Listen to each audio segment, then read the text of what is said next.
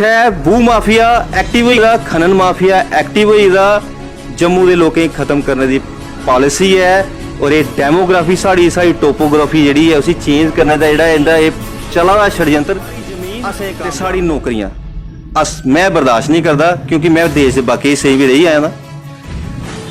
साढ़े बच्चे मेरा मनना है कि बाकी देश के बच्चों कन्नै अज भी कंपीट नहीं कर सकते। ताया होया ना 228 बाइन छापां हियां, 202 लखनपुर के पार वाले कोल चली हैं, पंजाब हरियाणा पता नहीं यूपी के कौन साढ़े 202 परिवार तुसें बेले करी ओड़े।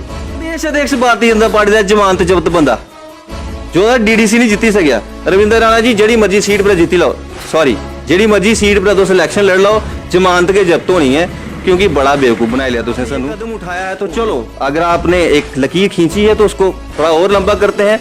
दिल्ली का जो जेटली स्टेडियम है उसका नाम क्यों ना बदला जाए, उसको क्यों नहीं हम वीरेंद्र सहवाग स्टेडियम। इस तरह से पॉलिसियां लाता रहा तो ऐसे युवा को इतराज है। जी हाँ, और ये आवाज जो है एक आंदोलन में ना बदल जाए, ये आम जनता की आवाज है। बोलता है तो वो कम्युनिस्ट, मेरे जैसा कोई एक्टिविस्ट बोलता है तो वो देशद्रोही। मैं आपसे कह रहा हूँ ये मुबारक वाली बात है कि मेजर ध्यानचंद जी को उनका हक मिला, उनके साथ मेरे साथ चलिए मैसूर पैलेस देखेंगे, आपको लगेगा कल बना हुआ है। रोज 1 करोड़ रेवेन्यू आता है कर्नाटक सरकार को, वहां से देश विदेश से सैलानी उस पैलेस को देखने जाते हैं। जो लोकल कन्नड़ी लोग हैं वहाँ के, कर्नाटक के लोग हैं वो भी, क्योंकि स्पोर्ट्स फ्रेटर्निटी के लोग जो स्पोर्ट्स के साथ जुड़े हुई संस्थाएं थी वो बड़ा तड़प रही थी, उनको शांत करने के लिए, उनको ठंडा करने के लिए और देशवासियों की भावनाओं को जगाने के लिए ये स्टेप, ये कदम। जो साहित्य का अवार्ड दिया जाएगा वो किसी साहित्यकार के नाम पे होना चाहिए, किसी पॉलिटिशियन के नाम पे नहीं होना चाहिए। लकीर खींचिए तो लंबी करो मोदी जी। अब नहीं, मैं आ रहा हूँ ना। अगर किसान बोलते हैं तो वो भी देशद्रोही। क्या वो 700 किसान जो शहीद हो गए वो देशद्रोही थे? जो 45 डिग्री की गर्मी में और 2 डिग्री की सर्दी में दिल्ली के बॉर्डरों पर बैठे रहे, मुझे बताइए क्यों ना गुजरात के मोदी स्टेडियम का नाम, नरेंद्र मोदी स्टेडियम का नाम बदल के मिल्खा सिंह स्टेडियम किया जाए, पीटी उषा स्टेडियम किया। नमस्कार दोस्तों, जुड़ चुके हैं दैनिक स्टेट समाचार के साथ। इस वक्त फिर एक नई अपडेट के साथ आपके सामने हाजिर हुए हैं।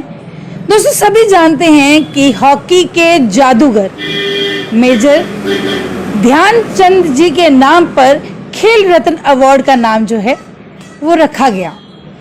इसी के चलते आज हमारे साथ रितेश जी हैं जो कि एक सोशल पॉलिटिकल समाज सेविक भी हैं और आज हमारे साथ यहाँ पे मौजूद हैं।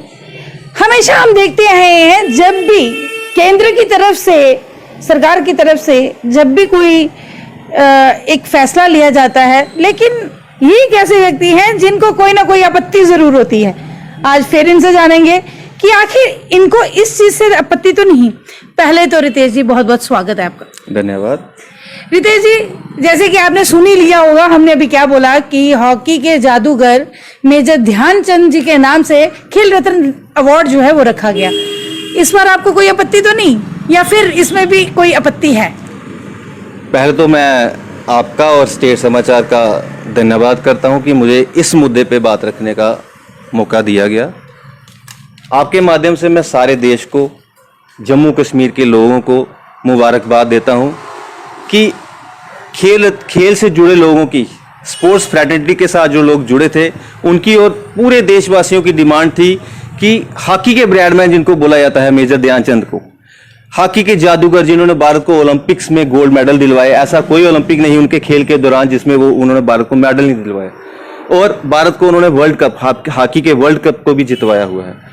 तो बड़ी पुरानी डिमांड थी, बड़ी मुबारक वाली बात है कि उनके नाम पे खेल रत्न अवार्ड को किया गया। लेकिन आपत्ति तो है। आपत्ति यह है कि एक दिवंगत प्रधानमंत्री जिन्होंने देश में कंप्यूटर क्रांति लाई, देश में मोबाइल क्रांति लाई और अपनी शहादत देश के लिए दे दी, और जब उनकी शहादत हुई, असैसिनेशन हुई, ये भी नहीं पता कि किस किस का टुकड़ा उठा के और इकट्ठा करके उनका अंतिम संस्कार किया गया। उस प्रधानमंत्री, उस राजीव गांधी के नाम पे खेल रत्न अवार्ड था, राजीव गांधी खेल रत्न अवार्ड। आपने एक का घर तोड़ के दूसरे का घर बसा दिया, इसमें आपत्ति है। और मैं बताता हूं आपको, ये सिर्फ खेल के साथ जुड़े हुए लोगों को खुश करने के लिए और देशवासियों की भावनाओं के साथ खेलने के लिए ये कदम उठाया गया है। मैं आपको क्या लगता है कि ये अवार्ड किसके नाम से? नहीं, वो मैं वहां पहुंचता हूं। बहुत अच्छा किया, मैंने कहा बहुत अच्छा किया। ये किया क्यों वो बताने लगा हूं। अभी हॉकी का बजट 2020 में था 2826 करोड़ और केंद्र सरकार ने 2021 में, सॉरी हॉकी का नहीं, स्पोर्ट्स का बजट 2826 करोड़ था और 2021 में केंद्र सरकार ने स्पोर्ट्स के बजट में 230 करोड़ 78 लाख की कमी लाई। जैसे दिव्यांग तड़प रहे हैं ना, उनका भी 150 करोड़ का बजट काटा, इनका 230 करोड़ 78 लाख। अब बजट जो है इस बार 2596 करोड़ किया गया।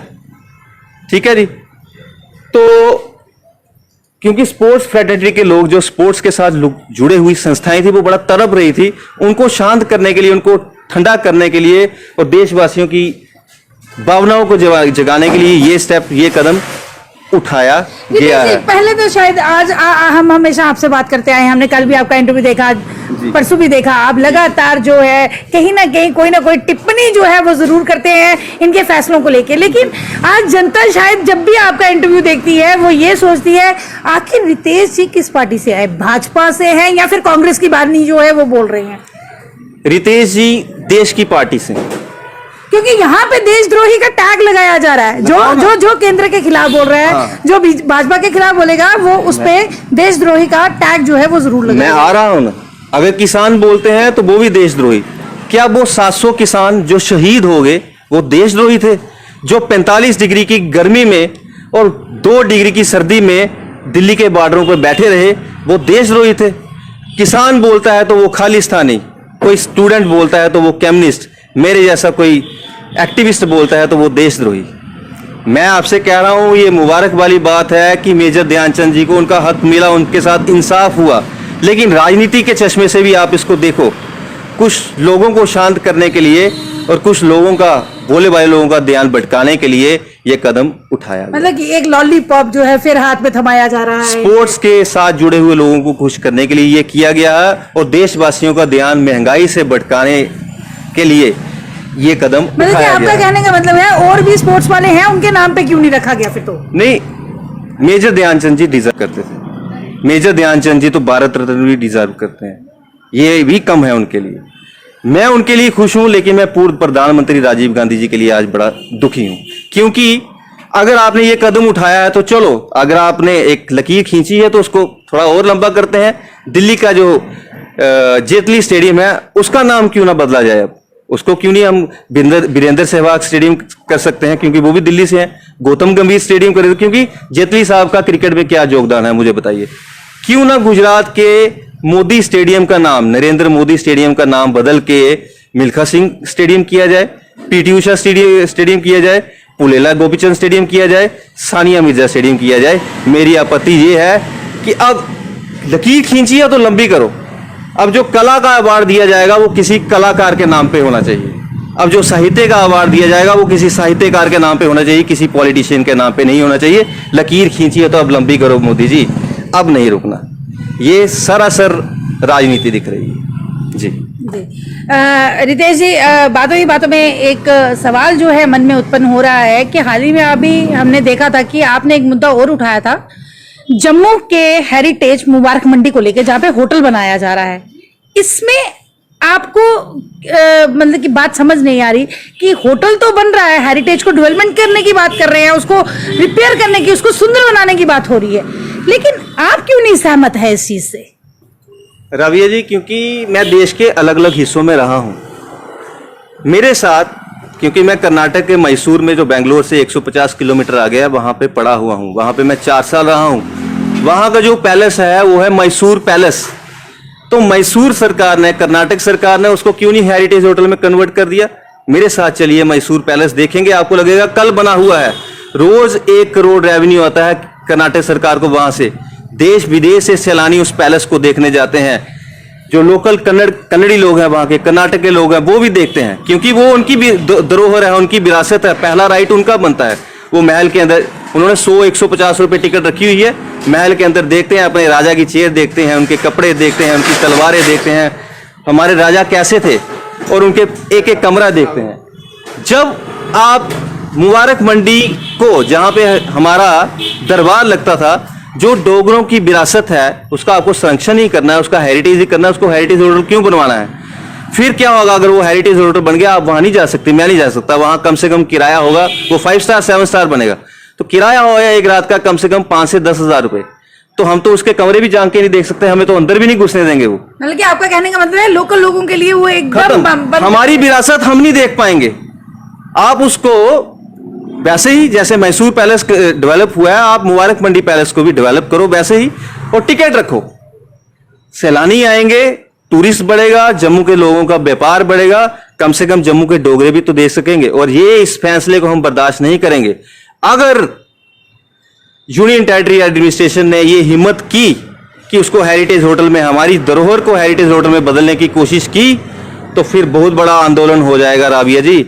यो क्या होगा, फिर हालात हाथ से बिगड़ जाएंगे, डोगरे चुप नहीं रहने वाले।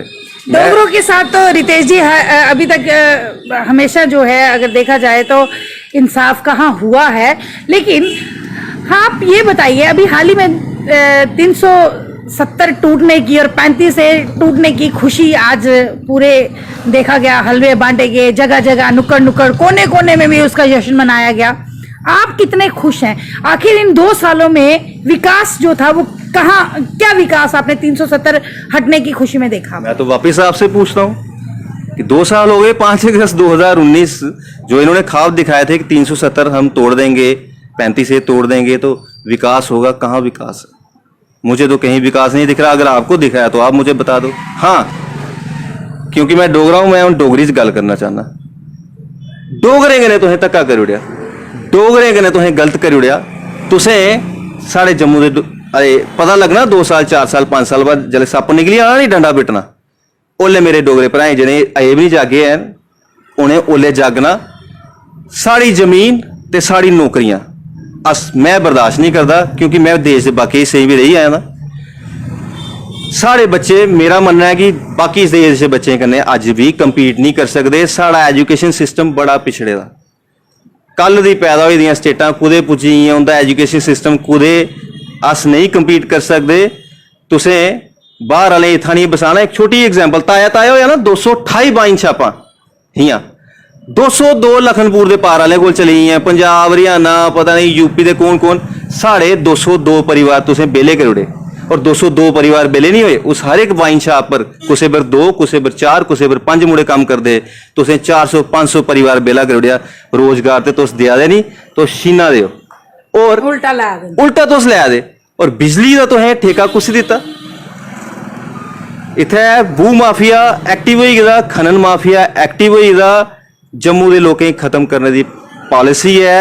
और ये डेमोग्राफी साड़ी टोपोग्राफी जी है उसी चेंज करने का जोड़ा ये चला हुआ षडयंत्र, असें कामयाब नहीं होंगे ना, असें डोगरे कामयाब नहीं होंगे ना। बहुत हो गया, बहुत आखना चाहते हो अंत च क्या आखना चाहते हो? अज जनता जी है तुहानू सुना दी है। अंत च ये आखना चाहना कि डोगरे जागा देन, बड़े हद तक जागी गए दिन। बहुत बेवकूफ बनाई लिया तुसें तिरंगे चगाइए।